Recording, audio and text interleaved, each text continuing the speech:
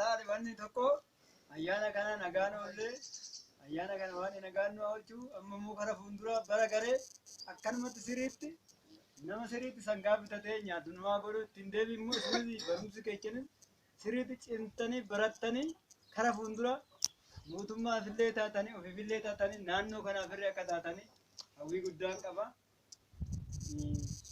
Karma nunre warri qotee bulaa kun immoo qonna keenya sirriitti qonnee raawwannee oomisha gaarii gabaa mootummaatti dhiyeessine mootummaan gabaan sirriitti shamatatee akka nyaatu hawwii guddaan qaba. Ittiin deebi immoo horii horsiisnee akka hoolaa akka lukkuu wanni hunda gabaatti dhiyeessine gabaan Itoophiyaa keenya akka sirriitti nyaatu hawwii guddaan qaba. Baay'ee gaarii. Baay'ee gaariidha. Yeroo tokko mee nan dubbata.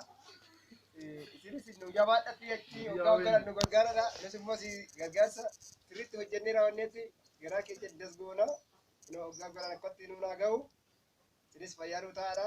Nus fayyaa ta'aniitu hoggaan nu haa ga'u jedhaan kara kiyya. Gargaarra ijoollee keenya amma barsiifannee achiin geenye warreen sama sagantaa kanarraan geenye amma immoo kanatti ijoollee keenya achiirraa dhufanii nu gargaaraa jiru waan ta'eef ayyaana kanaaf nu gammachiisuu dhufanii wajjin gammannaa wajjin jedhaniit hiika xoomii kana wajjin hiikna jedhanii dhufanii akkaatti wajjin gammadaa jirra.